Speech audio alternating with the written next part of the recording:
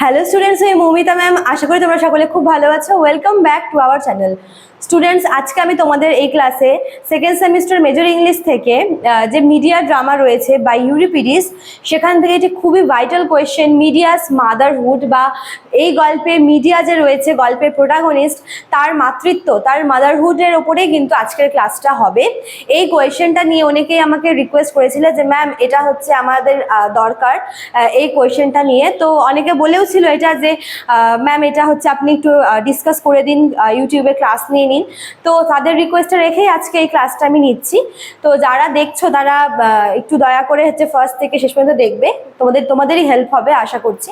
তো ক্লাসটি শুরু করার আগে যেটা রোজ বলি, এখনো বলছি যে আমাদের অনলাইন ক্লাসে অ্যাডমিশন নিতে চাইলে তোমরা আমাদের হেল্পলাইন নাম্বারে যোগাযোগ করতে পারো। আমাদের হেল্পলাইন নাম্বার দুটো আছে, একটা হচ্ছে 6295916282, আর একটা হচ্ছে 7076398606। নাম্বার দুটো এখানে দেওয়া আছে, তোমরা দেখতেই পারো।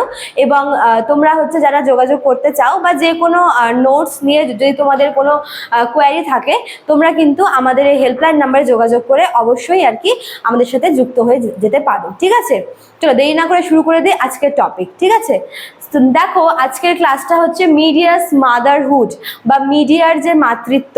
ঠিক আছে, প্রথমে আমি তোমাদের এই ড্রামাটার একটু শর্ট করে এটার যে ব্যাকগ্রাউন্ডটা বলে দিই। ঠিক আছে, দেখো মিডিয়া হচ্ছে এই গল্পের প্রোটাগনিস্ট। ঠিক আছে, মিডিয়াকে এই গল্পের ট্র্যাজিক হিরোইনও বলা হয়ে থাকে। মিডিয়াকে এই গল্পে দেখো এটা এই যখন এটা লেখা হয়েছিল সেটা হচ্ছে প্রায় মনে করো যে সেই সময়কার হচ্ছে একটা মানে ওই 5th কি 6th সেঞ্চুরির হচ্ছে যে একটা গ্রিক সোসাইটির ওপরে আর কি লেখা হয়েছে। গ্রিক প্যাট্রিয়ার্কাল সোসাইটি, ঠিক আছে, পিতৃতান্ত্রিক সমাজ, যেখানে মহিলারা এক প্রকার ছিল পুরুষদের ভোগ্যবস্তু, এবং সে সাথে তারা এটা মনে করতো যে নারীরা হচ্ছে কি মানে পায়ের তলায় রাখার মতো, এবং তাদের কোনো নিজস্ব কোনো শখ আহ্লাদ বা তাদের নিজস্ব কোনো স্বাধীনতা নেই, এরকম আর কি মনে করা হতো। ঠিক আছে, তো সেই সময়কার পিতৃতান্ত্রিক সমাজে নারীরা নিজেদেরকে খুবই অবহেলিত মনে করতো এবং খুব দমিত মনে করতো। তো সেখানে দাঁড়িয়ে, সেরকম একটা সমাজে দাঁড়িয়ে কিভাবে মিডিয়া একজন পুরুষ মানুষকে চ্যালেঞ্জ করে, তার নিজের ওপর হওয়া অন্যায়ের প্রতিশোধ নেয়, সেটাই কিন্তু আমরা এই ড্রামাতে দেখতে পাই। ঠিক আছে, তো দেখো এই ড্রামাতে আমরা দেখি যে মিডিয়া যে কিনা তার হাজবেন্ড জ্যাসনের ওপরে প্রতিশোধ নেয়, সেই হাজবেন্ড যার জন্য সে তার বাড়ি, তার বাবা, তার ভাই সবাইকে ছেড়ে চলে আসে, তার বাবাকে বিট্রে করে, তার ভাইকে মেরে ফেলে, সে শুধুমাত্র তার হাজবেন্ডকে আর কি ওর সঙ্গে থাকার জন্য এবং তাকে ভালো রাখার জন্য।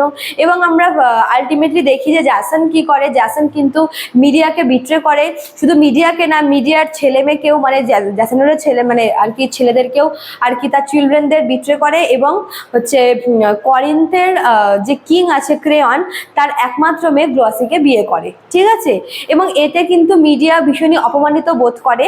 অন্য কোনো নারী হলে তারা হচ্ছে মানে তার স্বামীর এই কাজটাকে হয়তো মেনে নিত, কিন্তু মিডিয়া যেহেতু অন্যরকম, বললাম না এই ড্রামাতে মিডিয়াকে অন্যরকম ভাবে দেখানো হয়েছে, তো মিডিয়া কিন্তু সেই অপমানটা মেনে নিতে পারেনি, এবং সে হচ্ছে তার ম্যাজিক্যাল পাওয়ার ইউজ করে হচ্ছে ক্রেয়নকে এবং তার মেয়ে মানে তার হাজবেন্ডের নিউ ওয়াইফ গ্লসিকে কিন্তু মেরে ফেলে। ঠিক আছে, এবং এই সঙ্গে আমরা দেখি যে জ্যাসনের ওপর আরো ভয়ঙ্কর প্রতিশোধ নেওয়ার জন্য মিডিয়া তাদের নিজেদের 2 ছেলেকেও কিন্তু মেরে ফেলে। তো এতটুকু শোনার পরে অনেকেরই মনে হতে পারে যে মিডিয়া হয়তো একজন ওয়াইফ হিসেবে ভালো না, আবার একজন মা হিসেবে তো ভালোই না। ঠিক আছে, কেননা কোনো মাই তার সন্তানকে এভাবে শেষ করে দিতে পারে না। ঠিক আছে, দেখো মিডিয়ার মাতৃত্ব নিয়ে, মিডিয়ার মাদারহুড নিয়ে অনেক ক্রিটিক্সদের মধ্যে অনেক মতবাদ রয়েছে। কেউ কেউ বলেছে যে মিডিয়ার মধ্যে মাতৃত্ববোধ ছিল, এবং সেই মাতৃত্ববোধ থেকেই তার মনে হয়েছে যে তার স্বামী জ্যাসন শুধুমাত্র মানে তাকে না, তার ছেলেদেরকেও ঠকিয়েছে, এবং মানে ছেলেদের হয়েই কিন্তু সে প্রতিশোধটা নিয়েছিল। ঠিক আছে, আবার কোনো কোনো ক্রিটিক্স মনে করে যে এই যে মিডিয়া যে হচ্ছে তার ছেলেদেরকে মেরে ফেলেছিল, তার একটাই কারণ হচ্ছে যেহেতু সে এত বড় একটা অফেন্স করেছিল, সে করিন্থের কিং আর করিন্থের প্রিন্সেসকে মেরে ফেলেছিল, আর সেটাও মেরেছিল কাদের থ্রুতে, তার বাচ্চাদের থ্রুতে। তার বাচ্চাদের থ্রুতেই সে এমন বিষাক্ত গিফট পাঠিয়েছিল তার আর কি হাজবেন্ডের নিউ ওয়াইফকে, যে সেটাকে পড়তেই কিন্তু সেই মেয়ে মারা যায়। ঠিক আছে, তো আলটিমেটলি সমস্ত দোষ কিন্তু মিডিয়ার বাচ্চাদের উপরেই এসে পড়তো। তো কেউ কেউ মানে কোনো কোনো ক্রিটিক্স বলেছে যে মিডিয়া তার বাচ্চাদেরকে মানে এই যে দোষী সাব্যস্ত হওয়া থেকে বাঁচাতে মানে বলতে গেলে যে যেহেতু করিন্থের মানুষের কাছে এটা একটা ভয়ঙ্কর আর কি একটা ক্রাইম ছিল যে তারা কখনোই তাদের কিংয়ের মৃত্যু মেনে নিতে পারেনি। তো মিডিয়া মনে করেছিল যে করিন্থের মানুষ যদি এক হয়ে তার বাচ্চাদের উপরে অ্যাটাক করে বা তাদেরকে যদি মার্ডার করে তাহলে মিডিয়ার সাথে সহ্য করতে পারবে না। ঠিক আছে, অন্য কেউ তার ছেলেদেরকে মারার চাইতে সে নিজের হাতে নিজেই তার ছেলেদেরকে মেরে ফেলতে চেয়েছিল, মানে অন্য কেউ মারবে না, আমি জন্ম দিয়েছি আমিই মারবো, অন্য কেউ আমার ছেলেদেরকে হাত দেবে না, এরকম একটা ব্যাপার কিন্তু মিডিয়ার মধ্যে দেখা গিয়েছিল, এটা অনেকে মনে করে। আবার কেউ কেউ মনে করে যে মিডিয়া তার হচ্ছে ছেলে মেয়েদের থেকেও আর কি মানে তার ছেলেদের থেকেও আর কি তার হাজব্যান্ডকে মানে বেশি প্রায়োরিটি দিয়েছিল, তার হাজব্যান্ডের খারাপ করা এবং এই যে এত বড় একটা অপমানজনক একটা কাজ করেছিল জ্যাসন, তার বদলা নেওয়া হচ্ছে মিডিয়ার কাছে ফার্স্ট প্রায়োরিটি হয়ে গিয়েছিল। সে প্রতিশোধের নেশায় এতই অন্ধ হয়ে গেছিল যে সে তার নিজের ছেলেদেরকে মেরে ফেলেছে। এবং আমরা এটাও দেখি যে ওদেরকে মেরে ফেলার পর কি করেছিল মিডিয়া, ওদেরকে কিন্তু নিয়েও চলে গিয়েছিল জ্যাসনকে, ওদেরকে দেখতেও দেয়নি এবং ওদেরকে কিন্তু ওদের শেষ কার্যও মিডিয়া করেছিল। ঠিক আছে, তো অনেক ক্রিটিক্সই অনেক কিছু বলেছে।